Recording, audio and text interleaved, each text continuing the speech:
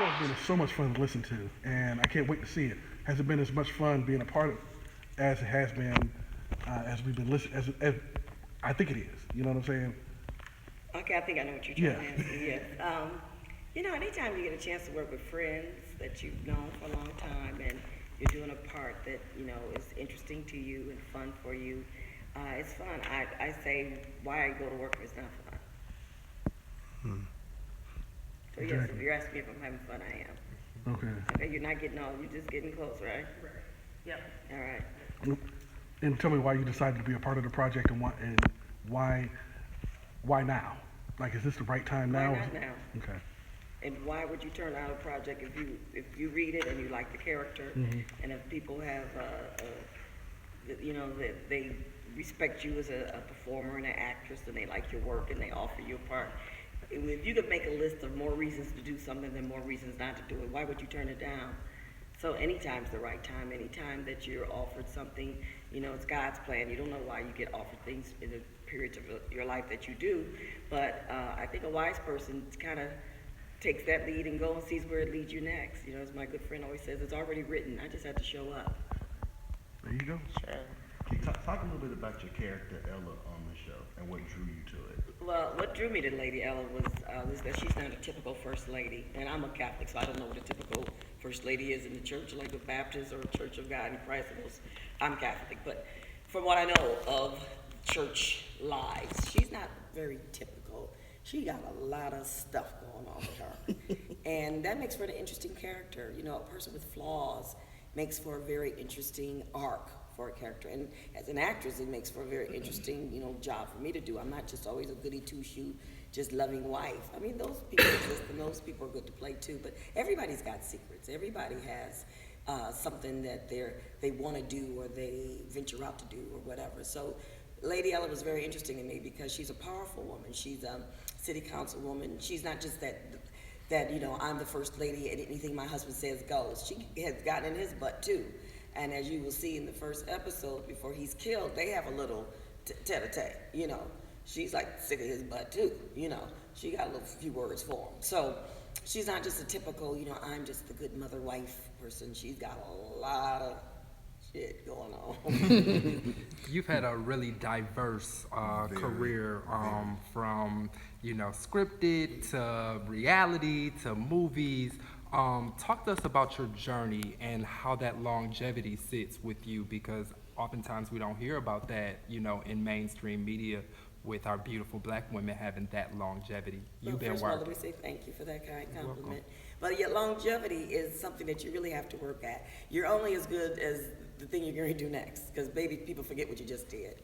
So with that comes a commitment to keeping yourself together and intact. What I mean by that, when I speak to young people, I always tell them that you have to stay ready to be ready. Well, I have to do I have to practice what I preach. So what that means to me is I have to keep myself intact. I always have to make sure that my teeth are right. I mean, simple things that you don't think about. My hair is okay, whether it's a weave, no weave, braids, no braids. I got braids up under this wig right now because I'm getting myself ready for the next transformation, whatever that is.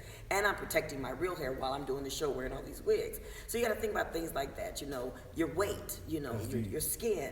So I have to be ready because that's part of my journey, is to be able to jump right into a role.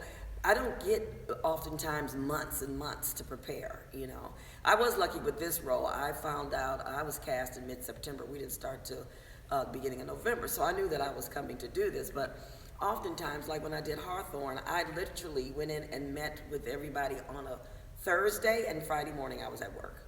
So, a lot of time, and that's happened to me several times in my career, where I just start work the next day. So you don't get the opportunity to bask in leisure, When we're on this journey, the whole thing is to work. Work begets work. You got to keep working. You got to keep working. You got to keep working at working. That's the hardest thing in longevity, is working at working. Because once you got the job, that's the easy. The easy part is doing the job. The hard part is getting it.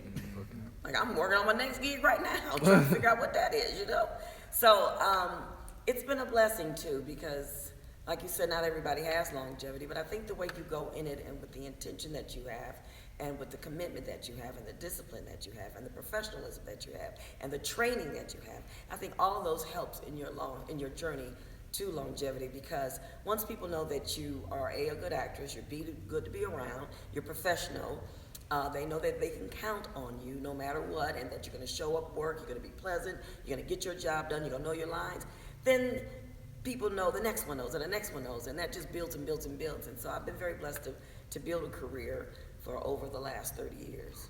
Could you talk a little bit about spiritually, what do you do to keep yourself up? Because I was watching your web show with all your friends sitting around the table. That was really cool. Thank just kind of seeing how you guys feed off each other. But I know you also a breast cancer survivor too. And Yes, I am. You're very candid about that in one of the articles that you will talk about spiritually. What does Vanessa Calloway do to keep herself up? Well, you know, I do believe in God. Now, I'm not a scripture quoting, Bible toting type of person. You know, that's just, but I'm very spiritual, you know, but I believe that you practice what you preach. I believe in bringing God into my everyday life. I believe in the God in me is the God that comes out when I'm nice to people and when I give to people. Just stop it and giving money to a homeless person, which I often do. My kids always they used to make me do it a lot, but I did it anyway.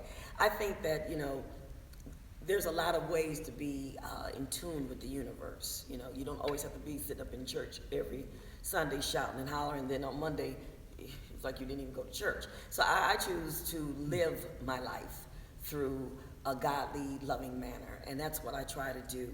And I mean, you know, like everybody else, I'm human. I get down. I have some bad days, and I have a rule. I give myself 2 days to, you know, have my pity party and feel wronged, and everybody else's fault for whatever's going on. And, you know, I give myself 2 days. Then I'm like, all right, it's over, enough, done. Just do it. Just get up and just do it. You ever throw a Nam Yoho Renge Kyo in there just No, because? I'm not Buddhist. I learned how to do that part. But thank you, because a lot of people stop me and they think I'm Buddhist. So I take that as a compliment, because then I did my homework well. Absolutely. But we all have a chant. I mean, if you want to say that. Mine may not be Nam Yoho Renge Kyo, but, you know, mine is just do it, Vanessa. You know, just do it. You know, that's how I talk to myself. It's like, just stop this and just get up and just do it. So I have my own verbiage that I have, my own inner dialogue with myself that keeps me spiritually connected and keeps me positive, and it keeps me up. But I do let myself go down. We all do. You have to kind of like shed that skin, and you need time to get that off your back and rebuild yourself and step back out. But you can stay there forever, or you can do something about it. I always choose to do something about it. So you talk about all the things that you've done, and you've had a great career. Who pours back into Vanessa when Vanessa's down? Oh my, you know, I have a numerous amount of wonderful friends, and my loving husband, who's my best friend and worst critic and biggest fan, all rolled up in one. You know, he doesn't let me get away with nothing, you know, which I love about him. I can't pull nothing over him, and he will call a spade, you know. So, but he's very loving and supportive too. So, my family pours back into me, and my children, they just delight me. I'm just crazy over them, even as they're grown women now. I'm just a fool in love when it comes to them. So I get rejuvenated just knowing that they still need me, and that they still look up to me, and that I'm still an example for them, you know, as a woman, as a mother, as a wife, and as a professional woman. So, and I take that very seriously. So then how do you, I know it had to be a lot of fun for you to take a character who is flawed, like the First Lady, who is both good and bad. That's why they call it saints and sinners, but you make her a sympathetic. Really, is she gonna be good? Okay, we'll see about that, but go ahead. But you are great during your career of making characters sympathetic that we draw to. This is why so many people, you are so beloved. And I wanted to know, were you able to do that same thing with this character here? Yeah, I mean, you know what? When you believe that you're in the right, then that's always the trick about acting.